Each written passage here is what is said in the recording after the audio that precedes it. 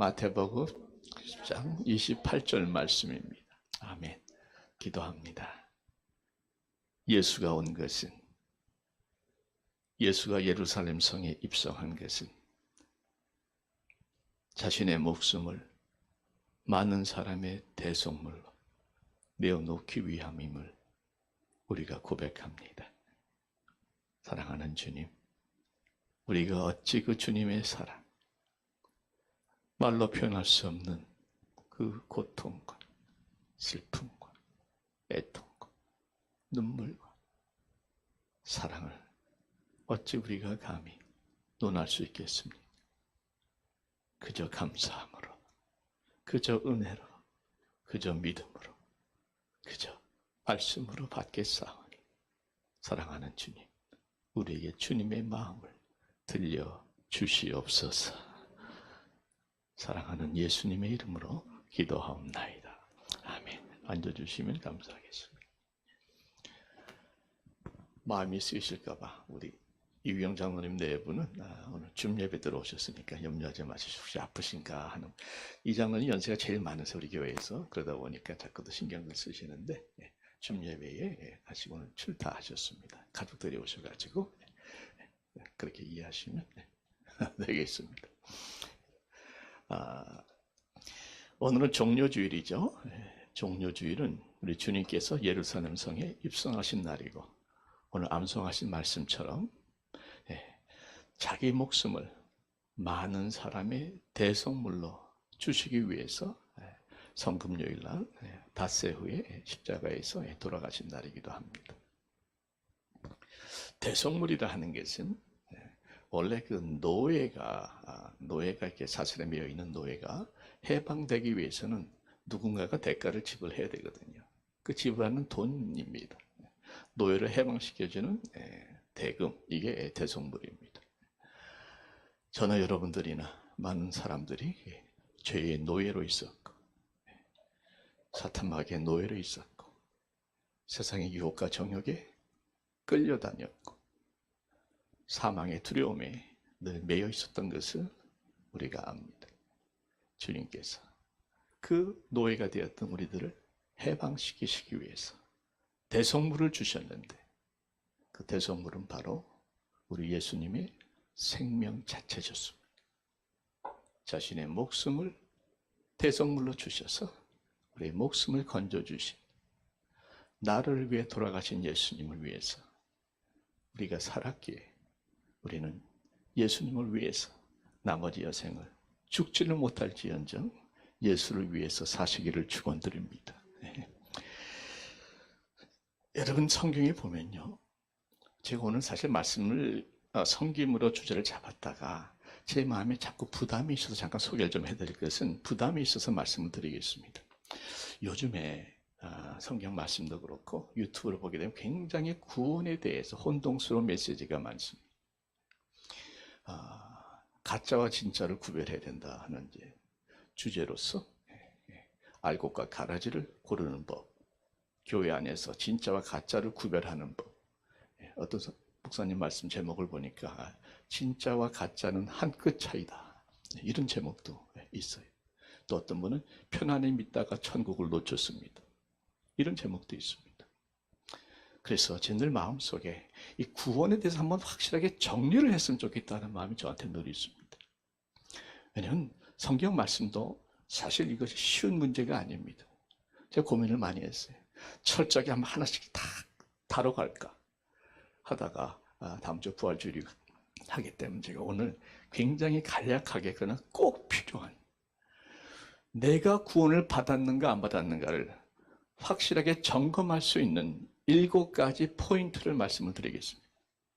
상당히 많은데 꼭 필요한 것, 줄이고 줄여서 7가지 말씀을 드릴 테니까 여러분 열심히 들으시고, 또 제가 그 노트를 나눠 드릴 테니까 꼭 킵하셔서 한번 듣고 흘러가지 마시고 늘 자기 자신을 점검하는 그런 시간이 될 수 있기를 바랍니다. 여러분, 성경에 보면 예를 들어서 마태복음 7장 21절에 나더러 주여 주여 하는 자마다 다 천국에 들어갈 것이 아니요. 벌써 뜨끔하죠? 그 다음 뭡니까? 다만 뭐예요? 하늘에 계신 내 아버지의 뜻대로 행하는 자라야 들어가리라. 아버지 뜻대로 행하고 계십니까? 뭐 우리가 애는 쓰지만 이 가운데 100% 아버지 뜻대로 행한다고 자신할 수 있는 사람이 예수님 외에 누가 있겠냐 말이죠. 예배 때는 분명 은혜 많이 받고 함께 예배드린 아버지 뜻이죠. 예배 끝나고 집에 가다가 마누라하고 티격태격합니다. 그건 아버지 뜻이 아니죠. 그럼 이게 마음에 좀 찜찜한 거죠. 누가복음에 좁은 문으로 들어가기를 힘쓰라. 내가 너에게 이르노니 들어가기를 구하여도 못하는 자가 많으니라. 여러분, 천국 들어가는 문이 좁은 문이라는 거예요. 그래서 힘써서 들어가라는 겁니다. 우리가 한 거 생각해보면 예수님 영접하는 기도 따라 한 것밖에 없는 거예요. 힘쓴 게 별로 없단 말이죠. 또 들어가기를 구하여도 못하는 자가 많을 것이다. 천국 들어가기를 원하는데 못 들어간 사람들이 많다. 이러니까 나는 별로 구한 것도 없으니 나는 더 못 들어갈 것 같은 마음이 안 들겠습니까? 듣죠. 빌립보서 2장 12절. 두렵고 떨림으로 너희 구원을 이루라 그랬어요. 구원을 이루는데 두렵고 떨림으로. 그리고 이미 구원은 받은 줄 알았는데 영생이 우리 건 줄 알았는데 구원을 이루라. 꼭 내가 이루는 것처럼 말씀하신다. 네, 여러분 표정이 좀 심각해지시는 게 보이는데 저도 지금 심각하게 말씀드리고 있습니다. 네. 고린도전서 9장 27절. 바울의 고백이죠. 내가 내 몸을 쳐 복종하게 함은 내가 남에게 전파한 후에 자신은 바울이죠. 도리어 버림을 당할까 두렵다. 바울도 버림을 당할까 두려워했다면 나는 이제 버림당하는 것이 얼마든지 이루어지지 않겠는가 이런 마음이 들 수 있죠. 그러다 보니까 무슨 설교를 듣다 보면 진짜입니까 하면 이게 답이 안 나오는 거예요. 그리고 또 은혜로운 날은 좀 충만한 날은 이 정도면 싶은데 한번 와이프하고 한바탕 하고 난 날은 내가 이래도 내가 천국 갈 수 있는가 이런 생각이 든단 말이죠. 자, 제가 드린 말씀 모든 귀절들은 제가 나름대로 답을 다 드릴 수가 있는데 시간상 도저히 그건 불가능할 것 같고 여러분께 제가 도전을 드리는 겁니다. 그러면 과연 내가 구원받은 것을 어떻게 알 수가 있느냐. 다시 말씀드립니다. 구원은 믿음으로 받습니다. 믿음이 구원의 뿌리입니다. 근데 뿌리는 땅에 있어서 안 보여요. 그래서 우리는 열매를 보게 됩니다. 믿음의 뿌리가 건강하면 건강한 열매가 맺히는 줄 믿습니다. 건강한 열매를 보면 이분의 열매를 보니까 그 나무를 아는 거 아니에요. 믿음의 뿌리를 볼 수 있다는 것이죠. 그래서 제가 말씀드린 7가지는 결코 구원의 조건이 아닙니다. 그런데 구원받은 사람은 이러한 열매가, 이러한 증거가 자연스럽게 맺힌다는 것이죠. 이걸 보니까 내가 구원받은 것 같다. 또는 구원받았다. 확신이 오는 것인데 조심하셔야 돼요. 구원받지 않은 사람이 구원받은 것을 착각할 수 있습니다. 그런 사람에게 당신 구원받았다고 무조건 확신하라 강요하면 안 됩니다. 그건 잘못하는 거죠. 구원받지 못해서 구원받지 못한 것을 깨닫게 해줘야 돼요. 동시에 구원받은 사람한테는 확신을 줄 필요가 있는 것이죠. 그래서 either way, 여러분 가운데 어느 쪽에 속할지 저도 몰라요. 하나님만이 아시지만 각자가 다시 한번 저도 철저하게 말씀으로 여러분들에게 이 모든 것들을 해부를 해드릴 테니까 철저하게 자기 자신의 믿음을 점검해 보시기를 바랍니다. 아멘? 네. 목사님은 쓸데없는 거 하시고 그런 분은 벌써 수상한 분이에요. 이게 굉장히 중요한 거예요.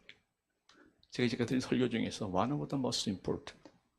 그래서 여러분 7가지 좀 많은 것 같지만 최대한 줄인 것이니까 잘 들어주시고 확인해 주시기 바랍니다. 자, 구원의 열매, 구원의 증거. 내가 확신할 수 있는 이유, 첫 번째. 나는 예수가 그리스도이심을 굳게 믿고 있는 거예요. 거듭난 사람은 예수 그리스도이심을 확실하게 믿습니다. 요한일서 5장 1절에 정확하게 나옵니다. 한번 읽겠습니다. 첫 절만 시작. 예수께서 그리스도이심을 믿는 자마다 하나님께로부터 난 자니. 너무나 클리어하죠. 자, 예수가 그리스도이심을 믿는다는 게 뭐냐? 예수가 그리스도, 메시아, 구원자, 이것을 믿는 것이죠. 우리는 우리의 노력으로 구원받은 것이 아니고, 우리가 착해서 구원받은 것이 아니고, 아시는 말씀이지만 예수께서 은혜로 우리를 구원해 주신 것이고, 십자가 공로, 십자가 포율의 공로로 죄사함 받은 것이고, 그래서 예수께서 우리를 의롭게 봐주셔서 의인으로 칭함을 받은 것이지, 내가 스스로 의롭게 된 것이 아니고 내가 나 자신을 스스로 구원할 수가 없는 것입니다. 그래서 믿음이요 은혜죠. 그래서 우리는 내 생명 구원하시는 분은 오로지 예수 그리스도 한 분이심을 믿는 것이에요. 그런데 그렇게 믿고 거듭나면 결과들이 나타나는 것을 말씀을 드렸는데, 이렇습니다. 한마디로 내가 그리스도인이 된다 하는 것은 내 삶의 정권이 교체되는 거예요. 정권 교체되는 거 아시죠? 그러니까 내 삶의 왕이 이전에 누구였어요? 나였죠. 그런데 예수 믿고 어떻게 됩니까? 내 삶의 왕이 예수님이 되는 겁니다. 이게 확실하지 않으면 여러분 흔들릴 수 있고 의심할 이유가 있는 겁니다. 내가 예수님을 주님으로 부르는 그 순간 예수님 나의 주님, 주인님이 되는 거예요. 로드가 그겁니다. 마스터입니다. 왕이에요. 그래서 우리가 신앙생활을 하면서 무슨 삶을 살아갈 때, 결정할 때 마지막 결제 도장은 예수님께로부터 받으시길 바랍니다. 결정은 자기가 다 해놓고 예수님 무슨 왕입니까? 예수님 내가 이용해 먹는 신하지.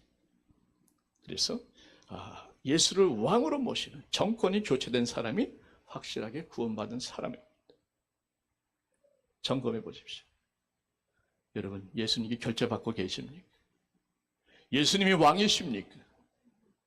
내가 필요할 때 불러서 도와달라고 요청하는, 여러분들이 필요할 때마다 찾는 또 그러한 존재입니까? 예수가 여러분의 유일한 삶의 왕이 되시기를 축원드립니다. 두 번째는 예수님과 주님과 하나님과 성령님과 교제를 나누는 것. 교제를 나누는 것. 요한일서 1장 3절에 보시면 우리의 사귐은 아버지와 그의 아들 예수 그리스도와 더불어 누림이라.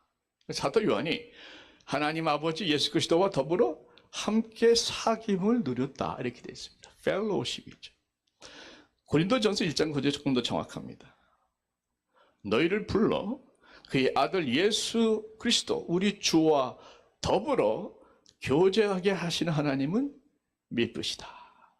그래서 예수님을 왕으로 영접하신 사람들은 그 시간부터 예수님과 함께 교제하는 시간을 갖게 됩니다. 하나님께서 예수와 더불어 교제하게 하셨다고 그랬잖아요. 쉽게 얘기하면 이렇습니다. 탕자가 집에 나갔다가 돌아왔습니다. 아버지가 맞았습니다. 큰 잔치를 벌였죠. 즐거운 축제, 온 동네 식구들이 모여서 기뻐했습니다. 그리고 나서 그 탕자가 아버지 대화 한 번 안 합니다. 자기 방에 들어가서 자기 할 일만 해요. 아무런 교제가 없습니다. 이게 상식적으로 가능한 얘기냐 말이죠. 이게 돌아온 탕자 맞냐 말입니다. 예수님을 영접했을 때에 예수님 우리 안에 들어오셨습니다. 아멘. 예수께서 우리 안에 들어오신 게 본호계니 살리는 성령께서 우리 안에 들어오셨습니다. 내 영이 살아났습니다. 내 안에 성령이 계시고 예수님이 계신데 그분과 교제하는 시간이 없어요. 그분은 그분이고 나는 나고 하루 종일 만나는 시간이 없어요. 이게 정상적인 겁니다. 정말 주님과 만난 사람은 주님과의 교제가 반드시 따라가게 되어 있습니다. 우리 하나님은 너무나 좋은 하나님, 좋으신 하나님. 성경을 쭉 보면요, 위로의 하나님입니다. 주님과 교제하다 보면 내 마음이 위로를 받습니다. 사람이 줄 수 있는 위로와 차원이 다릅니다. 외로울 때 주님의 이름을 부르세요. 큰 위로가 됩니다. 은혜의 하나님이세요. 영광 가운데 그 풍성한 대로 모든 쓸 것을 다 채워주시는, 모든 쓸 것을 다 채워주시는 좋으신 하나님. 우리가 아빠, 아버지라고 부르는 그렇게 가까운 사이입니다.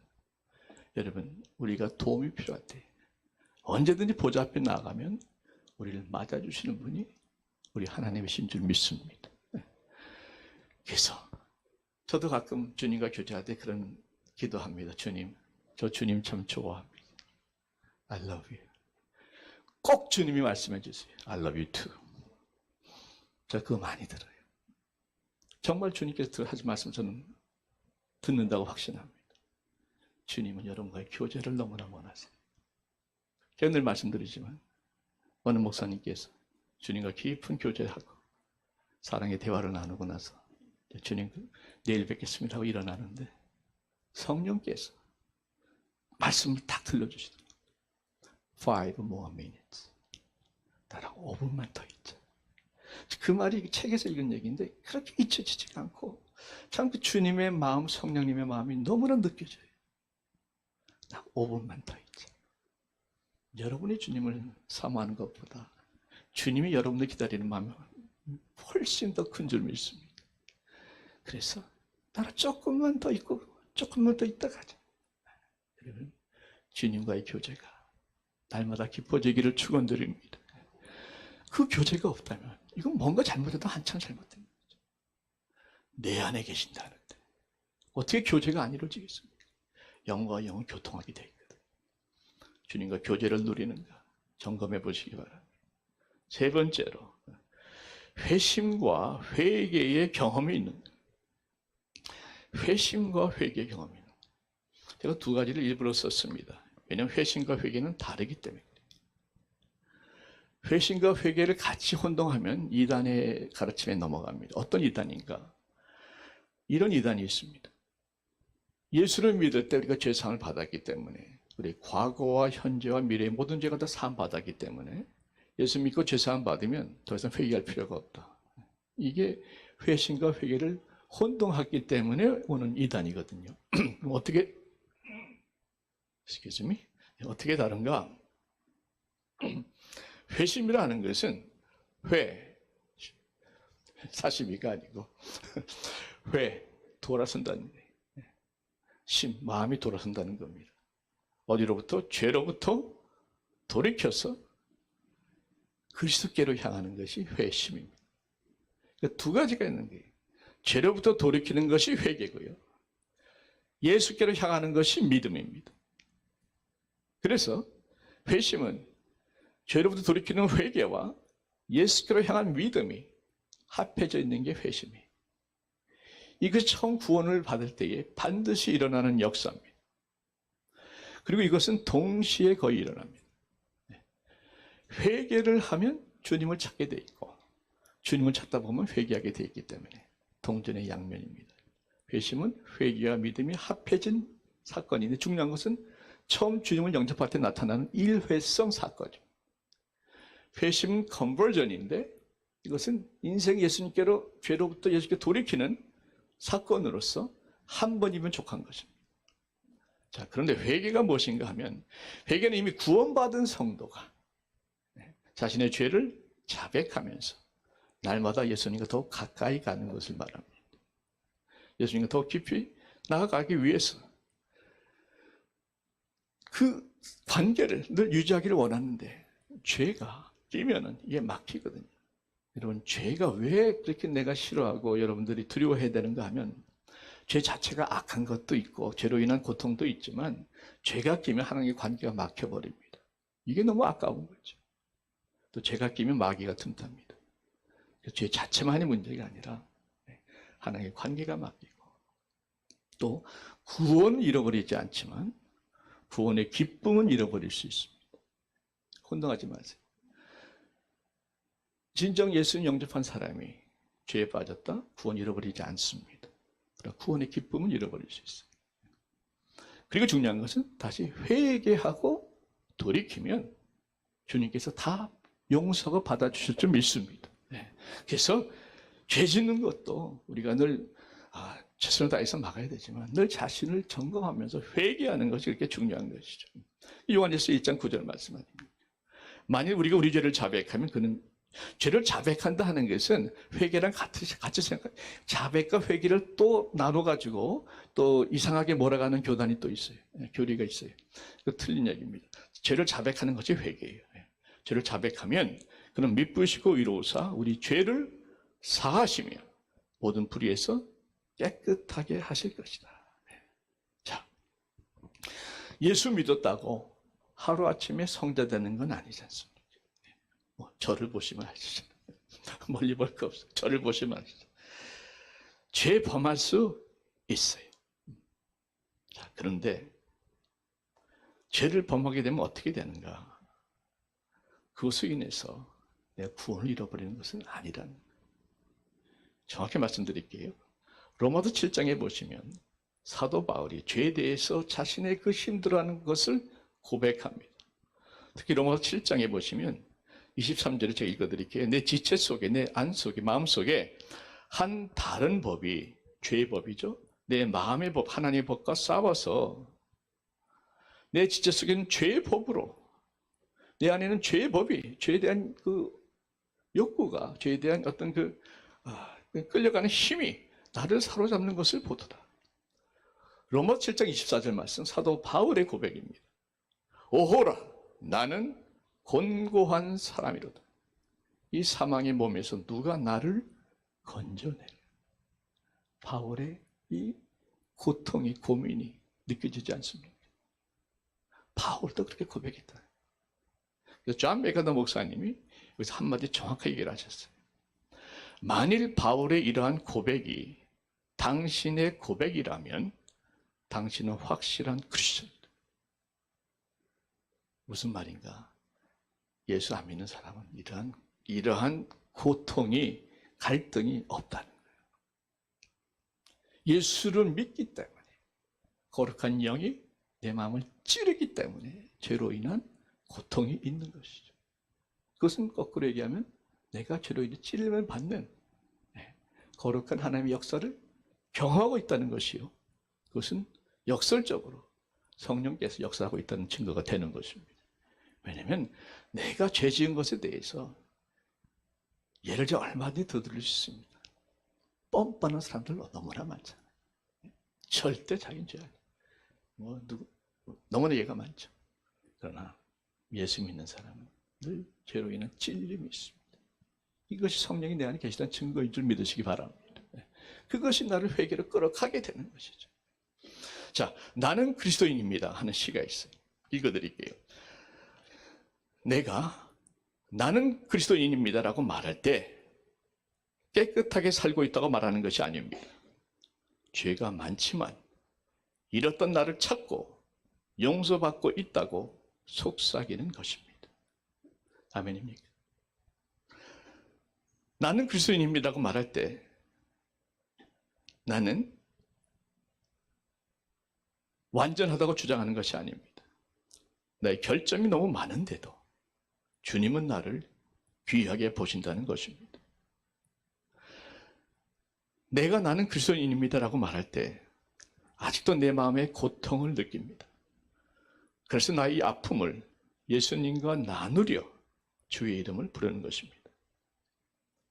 나는 그리스도인입니다라고 말할 때 당신보다 선하다고 말하는 게 아닙니다. 나는 단지 죄인이지만 하나님의 크신 은혜를 받고 있다는 것입니다. 이게 그리스도인입니다. 그래서 죄를 지었을 때에 이러다 지옥 가는 거 아닌가 이런 생각하지 마시고 바로 회개하십시오. 바로 회개하시고 바로 돌아서시면 그것이 여러분들의 진실한 크리스천이라는 확실한 증거가 되는 것이죠. 죄는 회개로서 해결하면 되는 거예요. 그것 때문에 지옥 가는 거 두려워할 필요 없어요. 두려울 시간이 있으면 회개하십시오. 회개하고 바로바로 돌아오시면 돼요. 네 번째, 죄를 점차 이기고 있는. 그것도 중요한 컨셉인데, 자, 늘 회개는 해야 되지만 또 언제나 그 자리에서 같은 죄를 반복하면서 살겠습니까?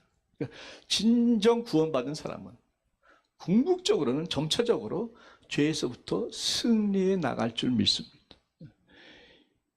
요한일서 3장 9절에 보시면 하나님께로부터 난 자마다 죄를 짓지 아니하나니 이는 하나님의 씨가 그의 속에 거하며 하는 말씀은 죄를 전혀 안 짓는다는 말씀이 아니라 죄를 습관적으로 아무 부담 없이 그렇게 쉽게 짓지 않는다, 이런 의미가 됩니다.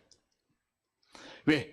하나님의 씨가, 하나님의 말씀이, 하나님의 성령이 그 속에 거하기 때문에 그런 것이죠. 마지막 날이 가까울수록 믿는 자와 안 믿는 자는 양극으로 갈라집니다. 여러분, 예수 안 믿는 분들 점점 더 큰 상황을 치우치는 거 우리가 전 세계를 보고 있지 않습니까? 뭐 예는 너무나 많았어요. 하나만 미디어를 보면 제가 느끼는 게 요즘엔 모든 미디어가 점점 더 자극적이에요. 이전엔 깜짝 놀랐던 것이 지금 뭐 그냥 그런가 보다 넘어갈 정도로 점점 더 자극적이에요. 영화 대부분 점점 더 잔인해지고 점점 더 음란해져서 저도 이제 웬만한 걸 안 보려고 그래요. 영화를 참 좋아했던 사람인데 웬만 자꾸 내 마음에 영적으로 안 좋아요. 자극적, 잔인하고 음란한 이런 것들이 대부분입니다. 그래서 이런 것들을 우리가 지켜야 되겠는데, 구원받은 크리스천들이 죄를 짓게 되면요, 아까 말씀드린 것처럼 마음이 괴롭습니다. 성령의 찌름이 있기 때문에 그래요. 그러니까 죄를 지을 수는 있죠. 잘 들으십시오. 구원받은 사람도 죄를 지을 수 있습니다. 그러나 그 죄에 계속해서 머무를 수는 없습니다. 한 번 더, 죄 지을 수 있어요. 화낼 수 있고 그 사람 미워할 수 있고 어떻게 터져나와 실수할 수 있어요. 그러나 그 죄에 머무를 수는 없다는 거예요. 성령이 찔러대서, 예수님의 책망에서, 말씀이 찔러대서 못 견딥니다. 회개하지 않고는 못 견딥니다. 이게 믿는 사람의 증거입니다. 아멘입니까? 죄 짓는 거 여러분 회개하세요. 그 죄에 머무르지 마세요. 그렇게 계속해서 죄에서 머무르지 않고 회개하다 보면 어느 순간부터 점점 더 그 죄로부터 멀어지고 점점 더 죄로부터 승리해 나갈 줄 믿습니다. 다시 말씀드립니다. 죄 질 수 있습니다. 그러나 죄에 머무를 수는 없다는 것. 그래서 그 죄를 이겨나갈 수 있다는 것. 이걸 확실하게 붙잡으셔야 돼요. 하나만 더 말씀드릴게요. 근데 정말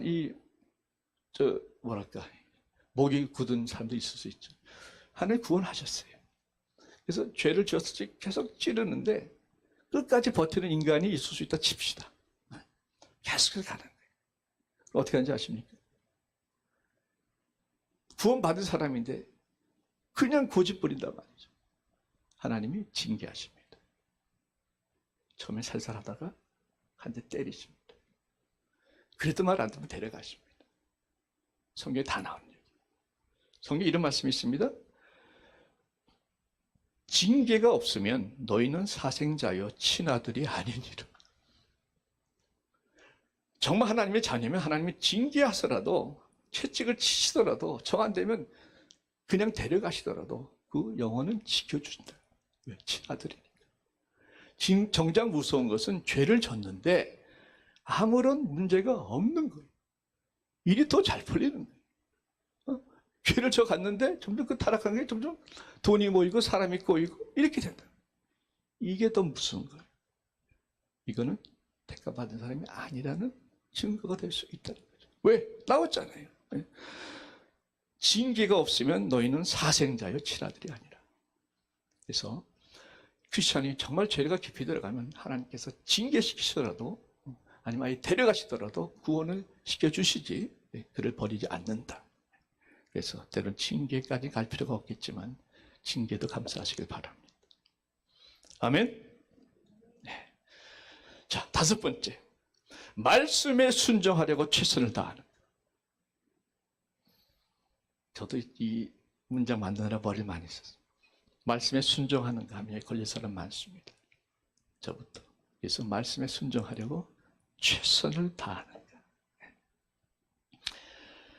100% 순종한 사람이 누가 있겠습니까? 예수님 외에는. 그런데 내가 몸부림치는 노력이, 애쓰는 모습이 보여져야 된다는 거죠. 요한일서 2장 3절에 우리가 그의 계명을 지키면 이로써 우리가 그를 아는 줄로 알 것이요. 계명을 지킨다 하는 말씀도 계명을 지키려고 최선을 다하면 우리가 예수를 아는 줄로 알 것이요. 이렇게 저는 해석을 합니다. 5절에 보십시오. 누구든지 그의 말씀을 지키는 자는 하나님의 사랑이 참으로 그 속에서 온전하게 되었나니 이로써 우리가 그 안에 있는 줄을 아느니라. 행함이 없는 믿음은 죽은 믿음이라고 그랬죠. 행함은 곧 순종을 말합니다. 순종하려고 최선을 다하지 않는 모습, 여러분 자신을 점검해 보셔야 됩니다. 어떤 분은요, 죄송한 얘기지만 순종이라는 자체를 싫어하는 분이 있습니다. 내가 왜 나같이 잘난 사람, 내가 더 잘하는데, 내 인생 내가 이제까지 잘 살아왔는데 내가 왜 순종? 이분은요 아직 정권 교체가 안 된 분이에요. 아직도 자기가 왕이에요. 시작도 안 된 분입니다. 순종은 해야 되겠는데 잘 안 되는 거. 그래서 하나님 도와주세요. 기도하는 분 하나님께서 불쌍히 여기시고 도와주실 줄 믿습니다. 네. 여러분 순종이 축복입니다. 순종하면 복 받습니다. 복 받으려고 순종하는 것이 아니지만 순종하다 보면 복이 받게 돼 있어요. 복음신앙이죠. 순종이 형통입니다. 순종이 상급입니다. 100% 순종할 사람은 없다 할지라도 내가 순종하려고 애쓰고 기도하면 하나님께서 여러분들에게 순종할 수 있는 열매를 맺게 해주실 줄로 믿습니다. 순종하기 위해 최선을 다하는가? 여러분 점검해 보십시오. 6번째, 거기 순종에 대해서 한 가지 드리고 싶은 말씀은, 순종에 대해서 많은 말씀이 있겠지만 순종에 최소한의 하나님이 주시는 기준이 있습니다. 그게 뭔가 하면 십계명입니다. 최소한의 기준입니다. 어떤 분은 십계명 하면 옛날 율법인데 왜 지키는 거 하는 분이 계시는데 이건 몰라서 하시는 말씀이고, 율법이 옛날에 있었던 제사나 절기 지키는 의식법은 다 폐기됐고, 또 이스라엘 백성으로서 시민으로서 살아가는 이웃 간의 관계 맺기 이런 것들은 다 폐기됐지만 율법 중에 도덕법이라는 게 있습니다. 세 가지로 구분하거든요. 의식법, 시민법, 도덕법. 이 도덕법은 유효합니다. 주님께서 율법을 완성시키러 왔다 하는 것도 이 말씀이에요. 그리고 도덕법 중에 가장 대표적인 게 십계명입니다. 최소한의 우리가 지켜야 될 법이 되는 것이죠. 여기에서 한 가지 제가 드리고 싶은 말씀은 안식일을 거룩하게 지키라 하는 말씀이 나오죠. 십계명이 나온다는 건 굉장히 중요한 의미를 말합니다. 안식일을 거룩하게 지키라 하는 것은 주일 성수를 의미한다고 볼 수 있습니다. 주일날, 거룩한 날, 주님에게 드리는 예배 거르지 않고 꼭 지키라. 예배를 드리며 은혜 받고 안식을 누리라 하는 말씀이죠. 그럼 주일 성수 가볍게 여기지 마십시오. 부탁드립니다. 주일 성수 십계명이 나와 있는 정확한 말씀. 지미 카르 대통령이 대통령 임기를 지내면서 매주 주일마다 자기가 이전에 다녔던 조지아 주에 있었던 교회로 가서 그 교회 이름이 조지아주 플레인스에 있는 마리너스 교회라고 그래요. 마리너스 교회인데 거기서 매주 예배를 드렸습니다. 그리고 썬데이 스쿨 성경을 가르쳤습니다. 대통령 시절에 백악관에서 매주 주일마다 자기가 맡았던 교회에서 주일학 교사를 지켰습니다. 대통령보다 바쁘신 분 계시면 예배 안 나오셔도 돼요. 1924년에 파리올림픽에서 강력한 금메달 후보 에릭 리더, 이 친구가 주일날에 육상 경기가 있다고 해서 경기를 포기하고 예배를 드리러 갔습니다. 온 영국 시민 국민들이 배신자 매국노 난리가 났어요. 예배 드리고 나서 그 다음 날인가 그 수요일 날인가 가서 경기를 했는데 자기 전공 종목이 아닌 데서 금메달을 따버렸죠. 기억나시죠? 네. Chariots of Fire. 싫어합니다. 금메달보다 더 중요한 걸 쓰면 예배 안 드릴 수도 돼요. 그러나 여러분, 여러분의 삶에서 주일 하루 예배로 하나님 앞에 온전히 바치고 안식일을 거룩하게 지키는 이것이 여러분의 첫 번째 우선순위가 되지 않으면 여러분 십계명 어기는 것이에요. 하나 더 말씀드릴게요.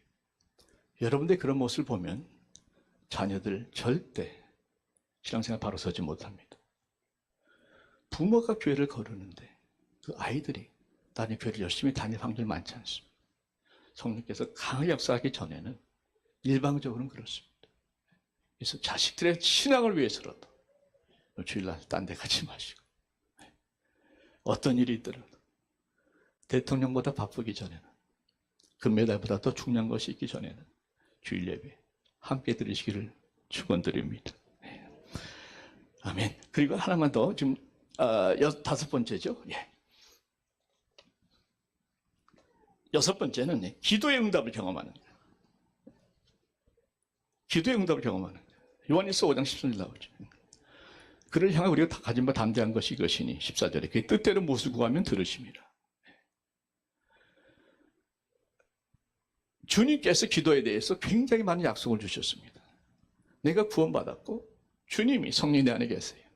그리고 성령님과 대화하는 것이 주님과 대화하는 것이 기도라면 이 기도를 통해서 우리가 응답을 체험해야 되는 것은 굉장히 자연스러운 아주 상식적이고 자연스러운 열매의 결과입니다. 한번 돌이켜 보십시오. 내가 기도해서 응답받은 적이 과연 있었는가? 기도 응답의 경험이 기억나지 않는다면 하나님과의 관계에 무언가 문제가 있는 거예요. 점검할 필요가 반드시 있습니다. 기도 응답의 경험이 없는 이유가 있다면 두 가지. 하나는 아예 기도를 믿지 않기 때문에 기도 안 하는 사람. 이건 안 믿는 거죠. 안 믿는 거죠. 기도하는 말씀이 얼마나 많이 나오는데. 또 한 가지는 내가 게을러서 기도 안 한 사람. 게을러서 기도 안 한 사람은 회개하십시오. 그리고 기도를 시작하시기를 바랍니다. 기도 응답을 체험하는 것이 얼마나 기쁨이요 믿는 사람들의 축복인지 아십니까? 기도 응답 들은 얘기를 들으면 저도 막 온몸이 짜릿짜릿할 정도로 은혜되는 것들이 많이 있고 저도 가끔씩 하나님께 응답해 주셔서 너무나 감사한데 기도 응답을 경험하지 못한다면 점검하셔야 돼요. 회개하시고 기도하시든지 처음부터 주님을 다시 영접하시든지. 마지막 일곱 번째, 성령의 역사를 경험하는 거예요. 성령의 역사를 경험하는 거예요. 물론 성령의 역사는 지금까지 드렸던 모든 것들로 다 성령의 역사에 속합니다. 특별히 더 말씀드리고 싶은 것은 성령께서는 우리에게 진리의 말씀으로 인도하시고 기도를 도와주시고 또 하나님을 찬양하고자 하는 은혜를 주세요. 찬양도 성령의 감동에 의해서 되는 것이지 그냥 노래 부르는 것 가지고 감동 오는 거 아닙니다. 그래서 찬양 인도자와 말씀 전하는 자는 반드시 성령의 기름 부음을 위해서 안 목사님도 그렇고 저도 그렇고 꼭 기도합니다. 저 여기 앉아서 뭐 하겠어요? 그저 성령님의 기름 부음 위해서 안 목사님께 성령 기름 부어주시고 이 종교도 말씀에 성령의 기름을 부어주셔서 예배가 성령의 기름 부음 받은 예배가 되게 해 주시옵소서. 왜? 성령의 기름 부음 없이 말씀 전하는가 찬양 인도하는가 너무너무 힘듭니다. 너무너무 힘들어요. 빌리 그램 목사님이 고백한 게 있잖아요. 자기 일생 동안에 단 한 번도 자기는 성령의 기름 부음 없이 강단에 선 적이 없다는 거예요. 그분에게 왜 능력이 그렇게 나타나고 은혜가 있습니까? 성령께서 기름 부어주셨기 때문에. 이게 성령의 역사죠. 또 성령은 죄로부터 승리하도록 도와주시죠. 로마서 8장 13절 말씀 보시면 확실한 말씀 나옵니다. 로마서 8장 13절 말씀 보시죠. 로마서 8장 13절 보시면 거기에 너희가 육신대로 살면 반드시 죽을 것이로되 영으로서, 여기 영은 뭐예요? 성령입니다. 영어로 보면 Spirit, 캐피털로 되어 있어요. 대문자로. 영으로서 몸의 행실을 뭐예요? 죽이면 너는 산다. 그러니까 성령께서 몸의 행실 죄악을 죽인다는 거예요. 성령께 죄를 죽이니까 내가 살 수밖에 없고 죄를 이길 수밖에 없는 것이죠. 파워풀한 말씀입니다. 이 말씀 선포하시고 이 말씀대로 기도하세요. 성령이여 내 몸의 행실을 죽여주시옵소서. 말씀대로 하는 기도 아니에요. 성령이여 내 죄성을 죽여주시옵소서. 저를 살려주시옵소서. 이게 말씀 기도죠. 성령께서 당신의 죄악을 죽여버리는데 어찌 우리가 죄에게 질 수 있겠습니까? 승리할 줄 믿습니다. 성령께서 하시는 거죠. 귀신과의 싸움에서도요, 여러분 성령의 힘을 입어서 귀신 쫓아냅니다. 네. 예수님께서 말씀하셨죠. 하나님의 성령을 힘입어 귀신을 쫓아낸다. 이게 나오죠. 내가 하나님의 성령을 힘입어 귀신을 쫓아낸다. 하나님의 성령이 역사하지 않으면 백전백패입니다. 성령께서 하시는 것이죠. 성령의 열매를 맺게 하신다. 마지막입니다. 성령께서 열매 맺게 하시는데 성령께서 맺는 열매 중에 첫 번째가 뭡니까? 성령의 열매 첫 번째? 사랑이죠. 사랑이죠. 로마서 5장 5절에 하나님의 사랑이 성령으로 말미암아 부은받았다 그랬어요. 그죠? 자, 성령으로 말미암아 하나님의 사랑이 우리 마음에 부은받았습니다. 그리고 그 성령으로 부어주신 그 사랑으로 우리는 형제를 사랑하는 것이죠.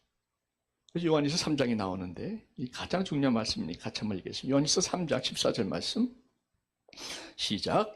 우리는 형제를 사랑함으로 사망에서 옮겨 생명으로 들어간 줄을 알거니와 사랑하지 아니하는 자는 사망에 머물러 있느니라. 아멘입니까? 그래서 이 사랑이라는 것이 내 마음대로 안 되잖아요. 사랑할 수 없는 사람들이 있지 않습니까? 이 인간은 도저히 손들고 싶을 때가 있으시죠? 네. 딱 보니까 있으시네. 그런데 그때 어떡합니까? 성령으로 나에게 사랑을 부어주셔서 그 하나님의 사랑으로 저 사람을 품고 갈 수 있게 해주시옵소서. 이 기도하면 하나님께서 그 사람을 사랑할 수 있는 마음을 주실 줄 믿습니다. 이게 구원받는 사람의 증거입니다. 구원받는 사람의 가장 강력한 증거는 사랑의 사랑으로 변화되는 거예요. 사랑할 수 없는 사람까지 사랑할 수 있는 힘을 받는 겁니다.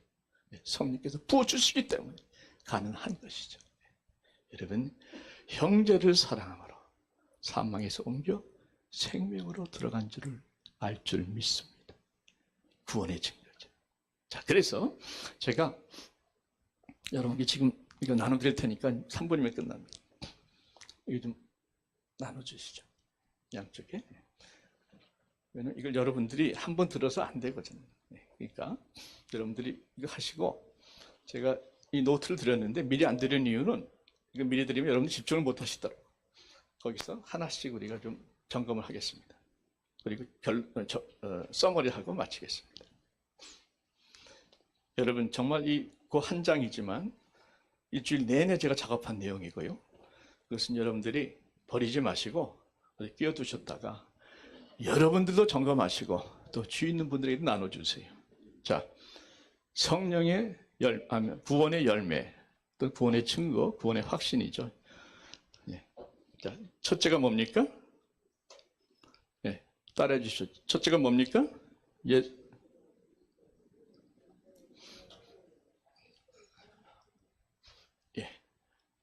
내가 없네. 한 장 저도 주십시오.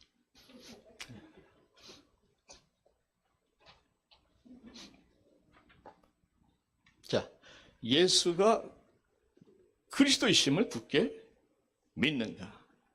믿으시면 아멘. 아멘. 아멘. 네. 믿는 자마다 하나님께로부터 난자니 되어 있죠. 네. 두 번째, 주님과 교제를 누리는가? 네. 주와 더불어 교제하게 하시는 하나님은 믿으시도다. 주님과 교제를 누리는 거예요. 탕자가 집에 와서 아버지를 늘 외면한다면 말이 안 되죠. 세 번째, 회심과 회개의 경험이 있는가? 회심은 한 번, 회개는 우리가 매일 하는 거예요. 회개 경험이 있는가? 자, 죄를 점차 이기고 있는가? 결국엔 죄를 짓지 않는 단계까지 목표를 삼고 우리가 가야죠. 죄를 지을 수 있지만 죄에 머물러 있지는 못하는 것이 우리입니다. 점차 이기고 있는가? 말씀에 순종하려고 최선을 다하는가? 말씀에 순종, 최선을 다하는가? 여섯 번째, 기도의 응답을 경험하는가? 일곱 번째, 성령의 역사를 경험하는가? 첫째는 A, 진리의 말씀으로 인도하시고요. B, 하나님께 나아가도록 기도를 도와주시고요. C, 하나님을 찬양하며 높이고자 하는 마음을 주시고. D, 죄로부터 승리하게 하시고. E, 귀신과의 싸움으로부터 승리하게 하시고. F, 성령의 열매를 맺게 하시는데 무엇보다 성령께서 부어주시는 사랑으로 형제를 사랑하게 해 주십니다. 이런 역사를 경험하는 사람은 확실한 영생의 복을 받은 자인 줄로 믿습니다. 좋으신 아버지 하나님, 말씀에 의거해서 조목조목 우리 자신의 믿음을 돌아봤습니다.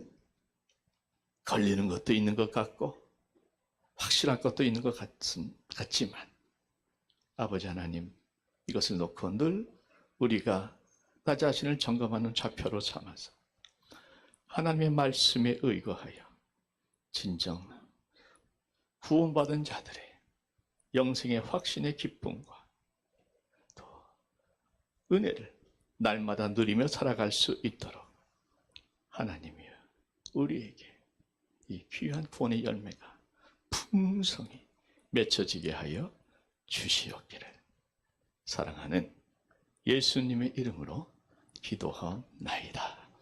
아멘.